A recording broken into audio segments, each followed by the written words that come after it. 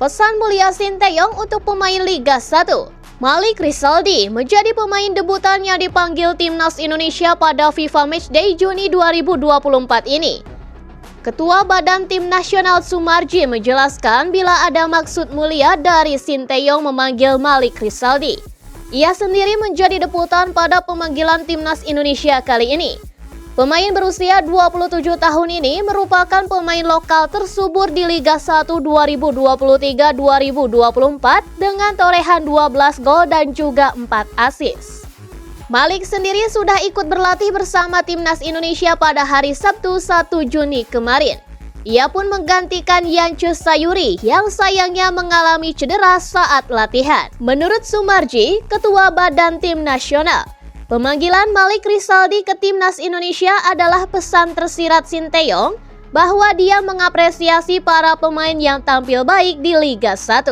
Kita bisa tahu buah daripada liga yang ada pada kita dan masing-masing klub yang berlaga. Kami ini selalu dan menganalisa dan juga melihat kualitas para pemain yang ada di liga kita, terutama yang ada di lokal. Sehingga ketika ada yang muncul dengan kualitas yang bagus mencolok, tentu saja akan dipanggil Sinteyong, kata Sumarji dalam program Kompas TV Petang pada hari Sabtu 1 Juni kemarin. Sumarji pun berharap pemanggilan Malik Rizaldi ini bisa memantik para pemain lain agar terus tampil baik di Liga 1. Pasalnya selama ini Sinteyong sendiri dianggap tidak terlalu memantau Liga 1. Dengan pemanggilan Malik ini, anggapan tersebut pun kini terbantahkan.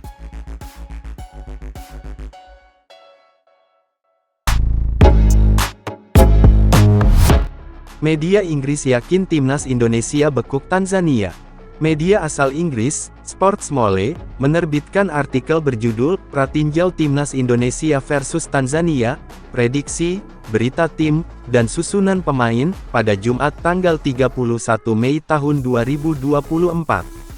Timnas Indonesia diperkirakan dapat mengalahkan Timnas Tanzania. Namun, tim berjulukan skuad Garuda itu hanya akan menang tipis. Tanzania tidak dalam kekuatan penuh untuk melawan Timnas Indonesia. Sebab, tim berjulukan Taifa Stars itu kehilangan banyak pemain. Tanzania minus pemain dari Young Africans SC dan Azam FC yang akan bermain dalam babak final CRDB Federation Cup 2024 di New Aman Complex, Stadium, Zanzibar, pada Minggu, tanggal 2 Juni tahun 2024. Tanzania akan menantang Timnas Indonesia dalam uji coba non-resmi FIFA di Stadion Madia, Jakarta Pusat, pada Minggu tanggal 2 Juni tahun 2024 pukul 16 waktu Indonesia Barat. Kami bilang Timnas Indonesia 1-0 Tanzania. Dengan melemahnya Tanzania karena absennya beberapa pemain internasional dan berpotensi menderita jet lag, tulis Sportsmole.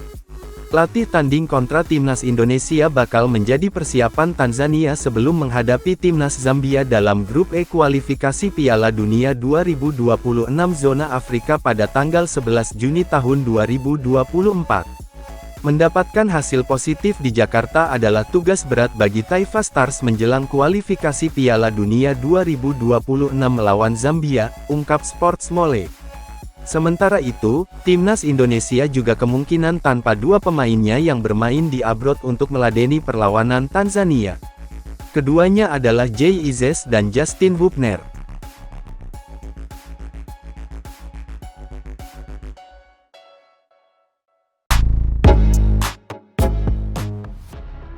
Emil Audero tutup peluang bela Timnas Indonesia.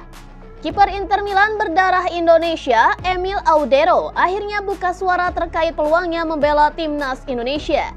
Ia sendiri memang sejak lama diincar oleh PSSI untuk merapat ke Timnas Indonesia. Namun hingga kini penjaga gawang kelahiran NTB tersebut belum melemparkan keinginannya. Bahkan ia lebih memilih menunggu dipanggil Timnas Italia ketimbang mengubah paspor yang ia miliki. Harapan sempat terbuka kala Ketua PSSI Erick Thohir mengunggah potret bersamanya di Instagram. Erick Thohir pun juga memberikan kode saling berjabat tangan bak kedekatan keduanya sudah terjalin. Namun sayangnya, harapan tersebut seperti ditepis oleh Emil Audero. Ia sendiri mengaku tidak mungkin membela Timnas Indonesia. Ya, saya berasal dari Indonesia dan saya lahir di sana. Saya pernah ke Indonesia beberapa kali dan kebanyakan pada hari libur, dan saya akan lebih sering kembali lagi. Anggap saja tidak sedekat itu.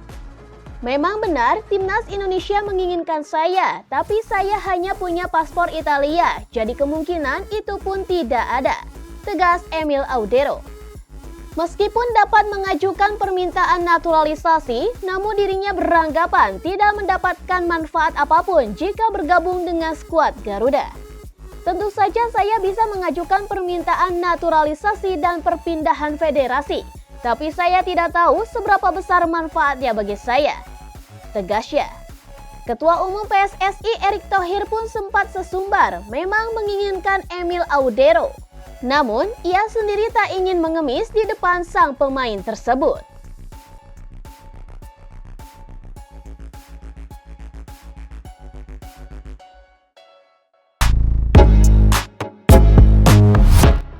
Bagaimana cara timnas Indonesia bisa kalahkan Tanzania? Timnas Indonesia akan bertanding melawan Tanzania dalam laga uji coba internasional yang akan digelar di Stadion Madia Jakarta pada 2 Juni mendatang. Pertandingan ini pun menjadi bagian dari persiapan timnas jelang menghadapi Irak dan Filipina di kualifikasi Piala Dunia 2026. Laga kontra Tanzania akan menjadi momen penting bagi timnas asuhan Sinteyong untuk menguji kekuatan dan strategi sebelum menghadapi 2 laga krusial di kualifikasi Piala Dunia. Pertandingan ini pun dijadwalkan mulai pukul 4 sore waktu Indonesia Barat dan akan disiarkan langsung oleh televisi nasional.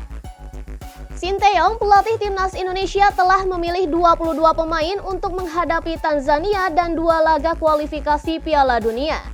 Kehadiran para pemain naturalisasi baru seperti Jai Ijels, Tom Haye, dan Ragnar Oratmangun diharapkan mampu menambah kekuatan tim.